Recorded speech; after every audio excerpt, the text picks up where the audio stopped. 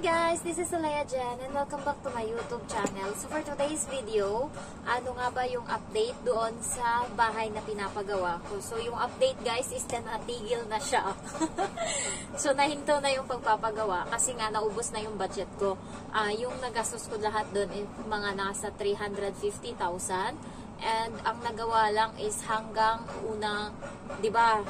Sa pinaka ground floor talaga is buhos din, and then sa taas yung pang second floor buhos din siya. So ang kulang na lang sa bahay is yung meron na siyang konting hollow blocks, yung kulang na lang is pataas na hollow blocks and then yung bubong na, and pwede na siya materhan. So may hagdan na din siya, and aside sa kusina namin, yung kusina namin dati is pinagawa ko din siya, ginawa kong lutuan ng mama ko. And nagulat ako, nandun yung mesa namin na malaki. And yung kainan namin yun, nandun sa pinaka parang lutuan ng mama ko. So, kusina na malaki. And then, pagpasok mo doon, meron pang pinto uli para sa lutuan ng mama ko, na yun yung dati naming kusina. And pinagawa siya, yung dingding niya is plywood lang, pero mahangin siya kasi nilagyan nila ng kawayan na lutuan lang talaga as in. Pero nandun yung mesa namin na malaki.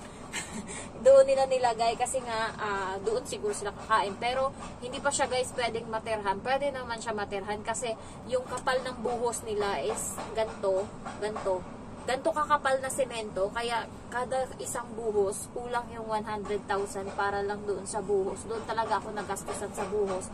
Sobrang dikit-dikit ng mga nila, kabilya na ginamit.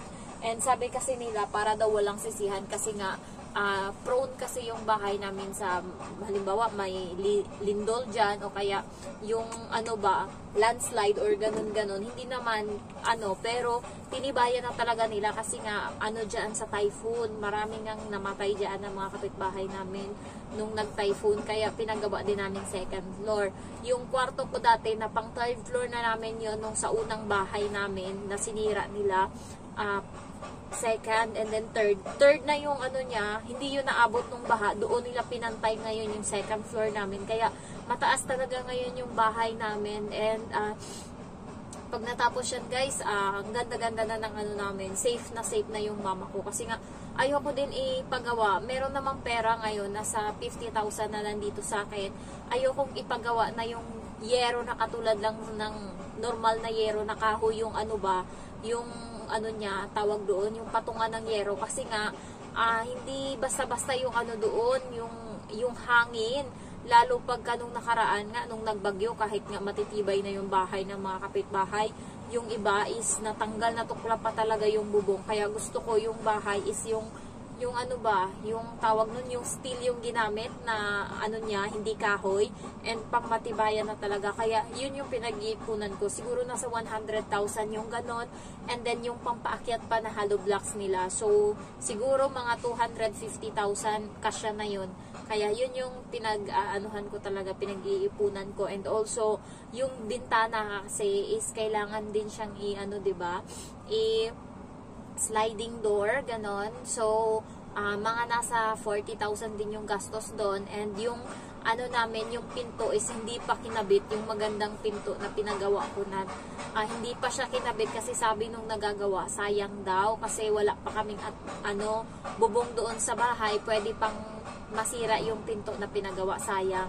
So, hindi pa siya, pwede naman siyang materhan, pero yung tubig kasi na kapag umuulan is doon pumapasok, doon pumupunta sa hagdan na nakabukas, na pwede naman siyang takpan, pero yung lahat ng tubig doon sa taas sa second floor, nandun yung slope niya sa hagdan ba, so doon din yung buhos niya sa hagdan. Kaya sabi ng mama ko, okay lang naman, may bahay naman sila na maliit na pinagawa, yun nga yung pinagawa yan namin dati, kasi nga ayoko na ipagawa nila yun kasi nagsasayang ng pera, yung pala matitirhan nila. So mga siguro isang taon pa sila doon, hindi naman siguro isang taon, pero tinatry kong i-push na na matapos yan netong, hindi naman mga siguro netong taon, by faith. Ayan, so yun, nagpe-pray lang ako, and hindi ko siya masyadong nirarush kasi sabi ng mama ko, okay na kasi nga naanuhan na, napundasyonan na. So konti na lang daw talaga yung kulang nun para materhan. Pero marami pa, 'di ba? I-finishing pa 'yan, kukulayan pa 'yan, lagyan pa 'yan ng tiles, ganyan ganyan. Pero yung ang babaw lang kasi ng ko, materhan lang nila kahit ma-finishing lang, malagyan lang ng bintana, ng pinto. Masaya na ako diyan. Kaya hindi ko naman hinahangad ng sobrang gandang bahay. Ang akin lang is maging safe yung pamilya ko na kapag dumating yung bagyo baha, hindi katulad dati na iiyak yung mama ko kasi nga kailangan nilang bitbitin yung mga gamit namin, and ang dami kong napundar, yung video okay namin, yung mga TV, ref, ganyan. So ang dami ko guys, mahilig ako sa mga appliances. Yung rice cooker ko sa bahay is 5 siguro na. 3 doon is dalawa doon na panalunan ko sa sa company ko dati sa Pinas. And then yung isa is binili ko yung malaki talaga, ilang kilo ata yung makasya doon. Ang laki talaga, binitbit ko yun. And neto din sa Hong Kong na ako, meron din akong pinapackage na rice cooker sa kanila. And nung nandun ako, meron din akong rice cooker. So 2 beses ako, so 5 lahat yung rice cooker. And marami akong mga kitchenware, mga sandok-sandok, mga tupperware, mga alam mo yung sa mga karinderya, ganyan. So meron akong mga ganyan-ganyan. Kasi nga pag mga nakasale yung SM dati is pumupunta ako in mga sangkalan, mga ganyan-ganyan, mahilig ako dyan. So yun yung marami, and yung cabinet namin, yung aparador na 2 is napuno yun. So kaya kailangan talaga is mapaano ko na yun, ko yung bahay, masecure ba. And sabi ng mama ko, proud na proud yung mama ko nga. Sabi niya, ang ganda-ganda daw ng pagkakagawa ng bahay. Sabi ko, ako nagplano niyan. Sabi ko, ganun sa kanya. Sabi niya, ang ganda, hindi niya in-expect. And sabi ko, mga magkano kaya nagastos dyan? Sabi niya, mga 400 nga siguro yan eh. Kasi yung kapatid ko, di ba, nagpapadala din ng pera kasi nasa abroad din yun. Doon din nilalagay ng mama ko. Siya din minsan yung nagtatapal.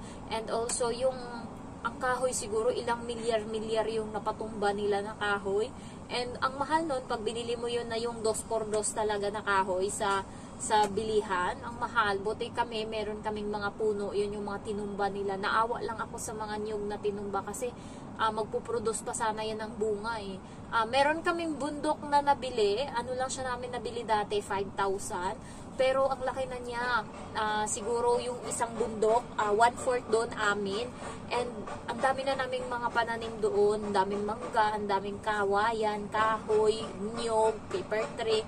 Marami kasi yung daanan noon is maraming mga, mga seedlings na nahuhulog, yung nililipad ng hangin. Parang plantasyon sa baba noon, patag, plantasyon ng mga ng mga mahogany, paper tree, and then sa daan din may sapa, and yung alam niyo yung mga nasa bundok galing na mga niyog, and then tumutubo na. So kinukuha namin yun and tinatanim namin doon sa bundok namin, kaya marami na. So yun yung mga inano nila, pinang senso nila para lang may pang doon sa bahay. And also yung kapatid ko is nag-aasikaso ba na ipapagawa niya rin yung bahay niya. So sabi ko, yung mga materials ko na naiwan, sa kanya ko na yun ibigay pagka nagpagawa siya. So para hindi masayang ba, namahalan lang ako guys sa sa buhangin, yung per cubic. Hindi ko alam kung gaano kalaki ang cubic, pero 1.5 yung bili ng mama ko. Sabi naman nila, daw yung buhangin na na talaga, quality na daw. Hindi na nila kailangang sala-salain katulad ng iba na sinasala pa para maging pino. Ayun, pino na ata talaga kasi direct na mula pag-deliver, diretso na kaagad nila halo sa simento. So wala na masyadong trabaho. And alam nyo guys, yung hollow blocks, hindi siya ganun kamahal. Nagamit ko sa akin is nasa lang, 600 lang daw yung pinabili ng Panday.